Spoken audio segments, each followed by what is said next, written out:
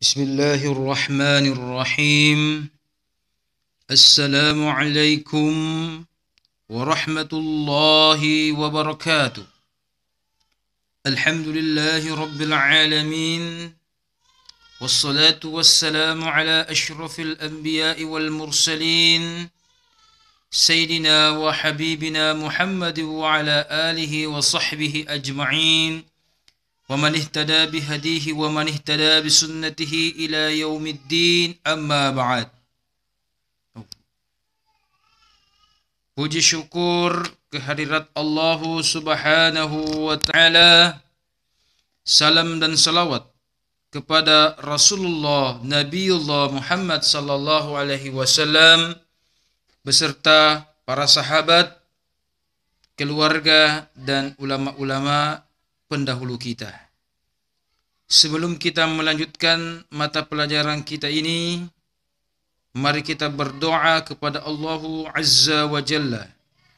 Semoga di hari yang penuh berkah ini, di bulan Dzulhijjah ini, insyaallah kita semua dirahmati oleh Allah Subhanahu wa Ta'ala.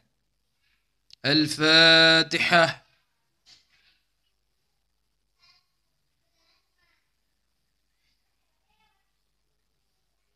Amin amin ya rabbal alamin.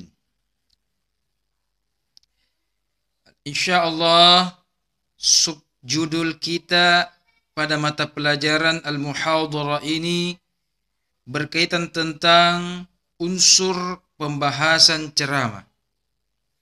Sebagaimana yang diketahui, komposisi ceramah ada 3. Ada muqaddimanya, pendahuluan, ada pembahasannya, inti dan isinya, materi, dan ada penutup. Minggu lalu kita sudah pelajari tentang unsur dari muqaddimah. Ada ta'awudz, ada basmalah, ada salam, ada pujian kepada Allah atau hamdalah. Kemudian ada syahadat, ada salawat, bahkan bisa menyapa. Ada doa kepada sahabat, doa kepada ulama, kepada keluarga Rasul. Bahkan kalau disisipkan dengan pantun boleh. Dan ditutup dengan amma ba'd. Kemudian, tema kita sekarang adalah unsur dari komposisi yang kedua. Muqaddimah, pembahasan, penutup. Sekarang kita akan bahas lagi tentang pembahasan. Unsur-unsur yang harus kita perhatikan ketika mulai membahas ceramah kita. Ya. Mengapa unsur ini perlu kita pahami? Karena banyak di antara para dai ketika berceramah tidak jelas, ya, atau kurang jelas arah dari ceramahnya. Beberapa malamnya lalu kami menghadiri acara takziah dari tetangga kerabat. Namanya ceramah takziah itu adalah mengingatkan maut. Tapi setengah dari pembahasannya, bahkan lebih, setengah jam lebih, 40 menit, itu banyak berbicara tentang ru'yah, yaitu bagaimana cara pengobatan Islami non medis menghilangkan misalkan sihir atau makhluk-makhluk halus dari tubuh seseorang muslim, bahkan dipraktekkan juga. Judulnya adalah takziah, yaitu tentang judul subtemanya penceramah tersebut kami rahasiakan namanya, berbicara tentang persiapan menjemput atau menjelang maut. Ya, bagus, ada persiapannya, misalkan ibadah apa dan lain sebagainya. Tetapi lebih daripada setengah ceramahnya berbicara tentang ru'yah.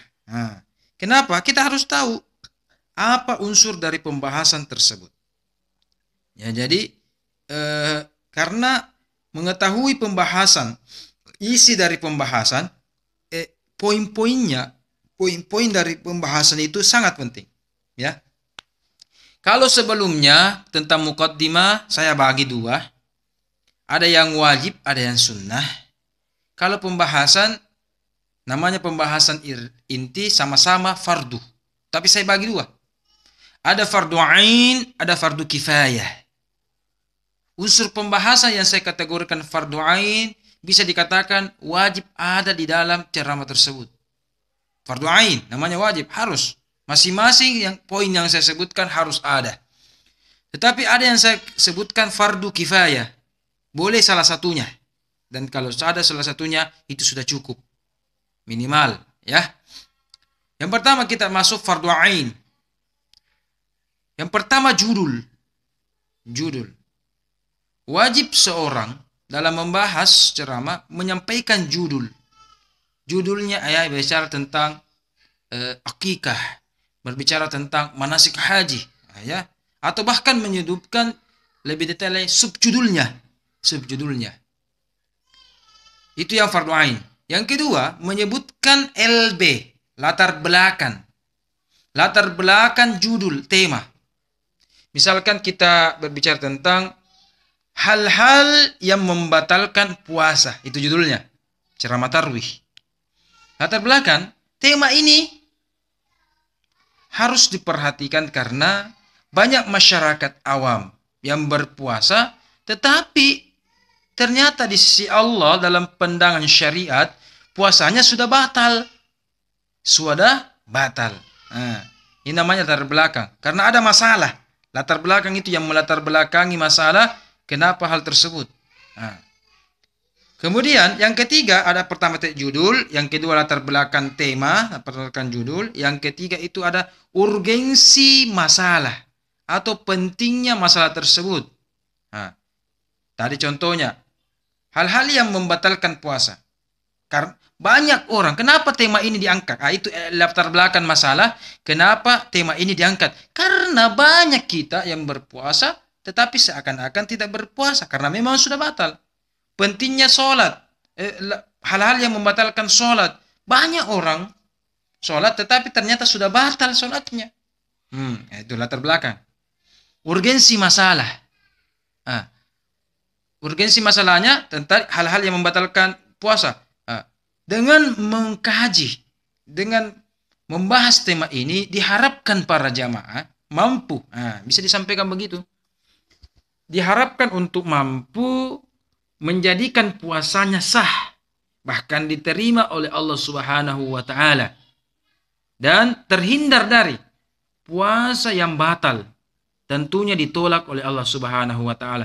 Supaya puasa kita yang kita lakukan dengan jerih payah tidak sia-sia bahkan tidak batal, maka pentingnya membahas tema ini pada malam ini, misalkan pada Ramadan ini, itu sangat penting.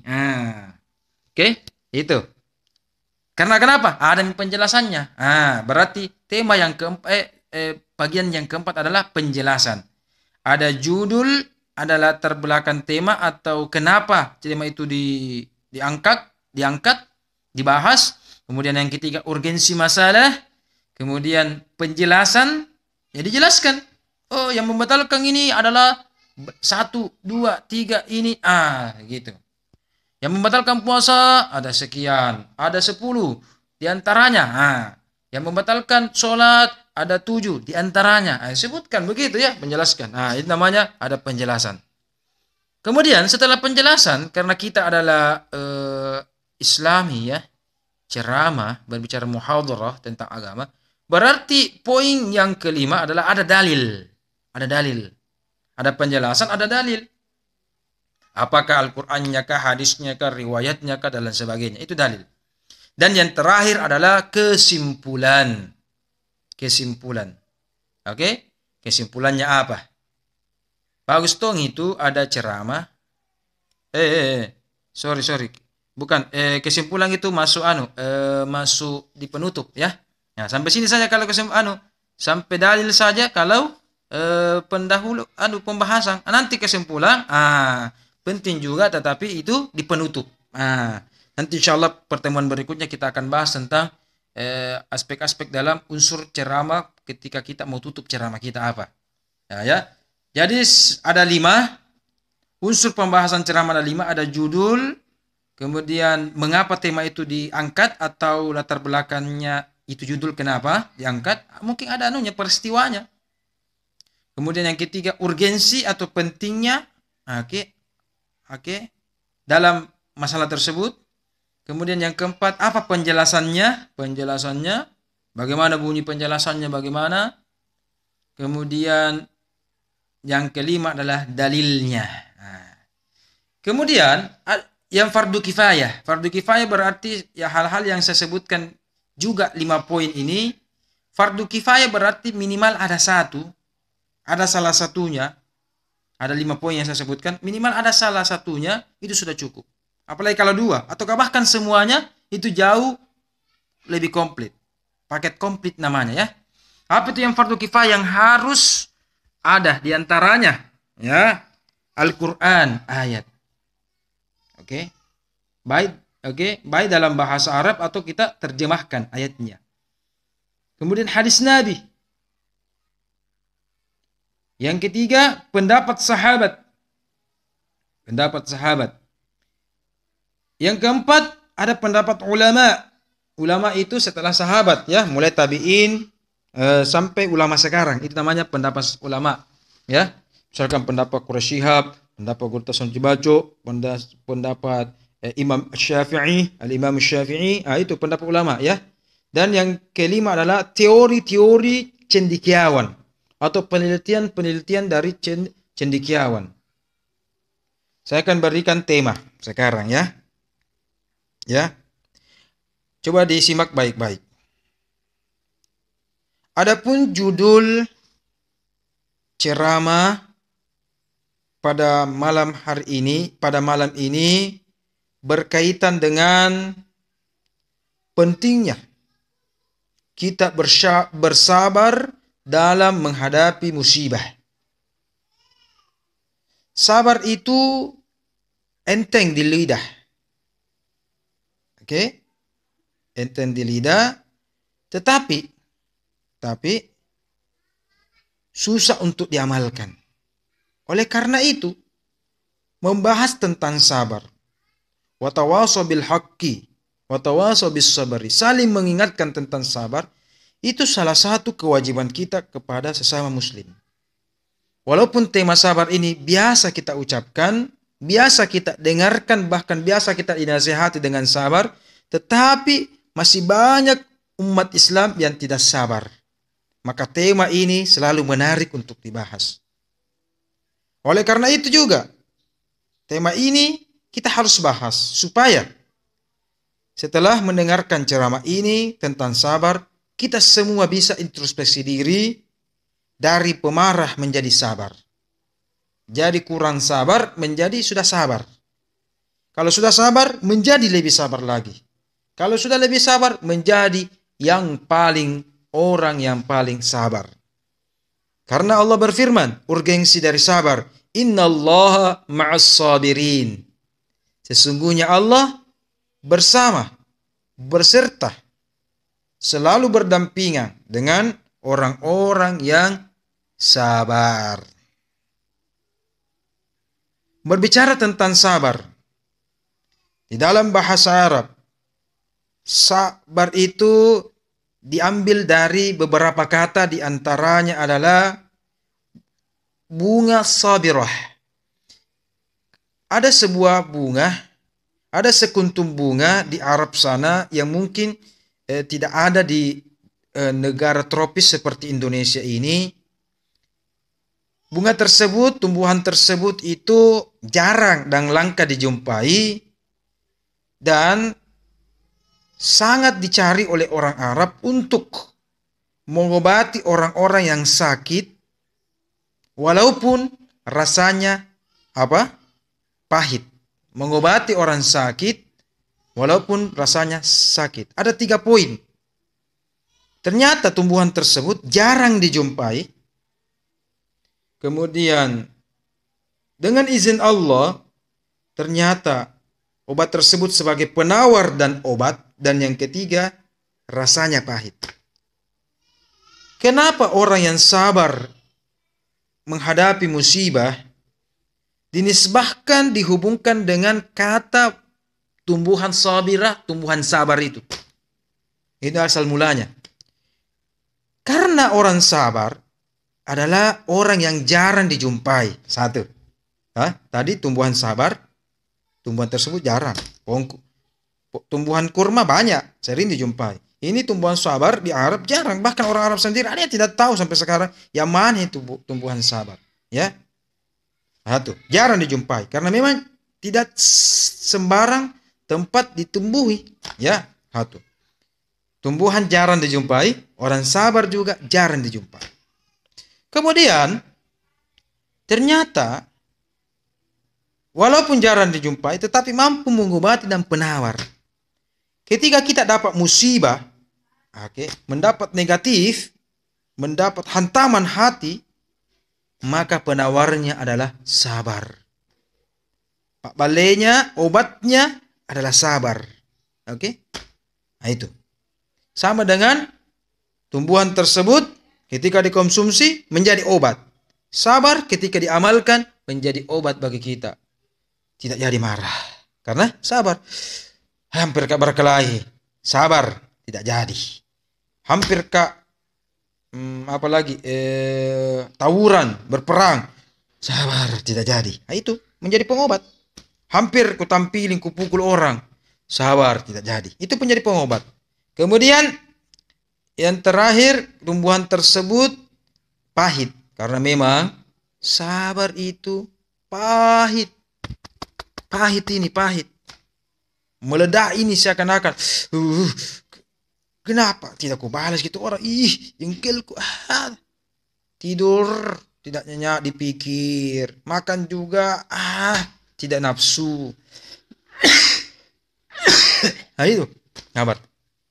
Itulah penjelasan dari sementara Allah Subhanahu wa taala berfirman, "Innallaha ma'as sabirin." A'udzubillahi minasyaitonir rajim. Bismillahirrahmanirrahim. Dalam ayat yang panjangnya di akhirnya dalam suratul Baqarah, "Innallaha ma'as sabirin." Sesungguhnya Allah bersama orang-orang yang sabar.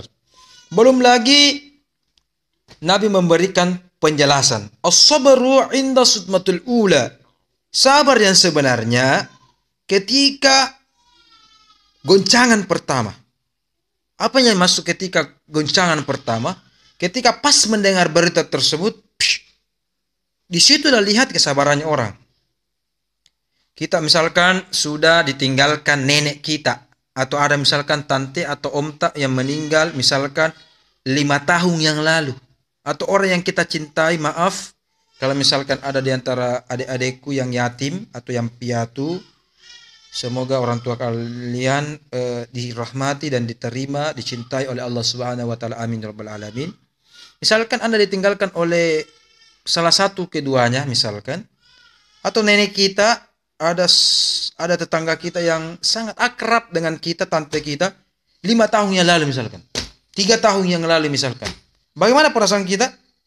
Pas beberapa tahun yang lalu pas dapat kedua, apalagi ketika melihat jenazahnya dikuburkan, menetes air mata. Tapi bagaimana perasaan sekarang? Sudah 3 tahun, sudah 5 tahun berlalu, ya alhamdulillah. Sama 10 tahun yang lalu saya ditinggalkan oleh nenek terakhir saya. Ya. Bagaimana rasanya? Saya masih di pesantren ketika itu. Wow, pedih memang. Pedih. Bagaimana sekarang? Karena sudah 10 tahun yang lalu, ya bisa sudah bisa menerima apa dan sebagainya. Tapi sabar yang diterima dan sabar yang dihitung dan yang utama ketika goncangan pertama, ketika benturan pertama, itulah yang sebenarnya dikatakan sabar. Nah, itu ya. Oleh karena itu, sabar sangat penting. Menurut ulama kita, ya, dalam kitab Syarhul Hikam dikatakan bahwa sabar itu ada 3 tingkatan. Tingkatan orang awam, sabar menghadapi musibah. Tingkatan orang khawas, level kedua ini. Awam level pertama. Khawas, sabar menghindari maksiat. Dan sabar tingkat khawasul khawas, sabar untuk istiqamah dalam melakukan kebaikan. Ketika ada musibah, bala, bencana alam atau bencana non alam yang menghadapi kita, ketika sabar itu alhamdulillah sudah sabar level pertama tingkatan awam.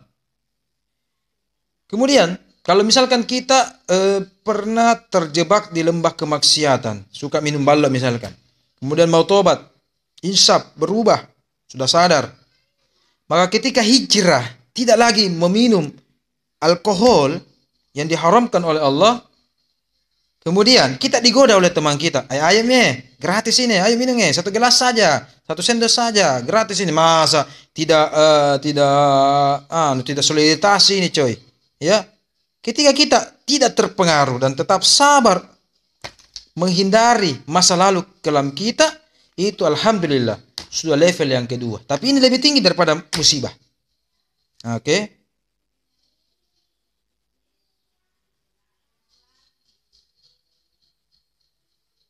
Dan yang terakhir adalah sabar dalam tetap istiqomah melakukan kebaikan.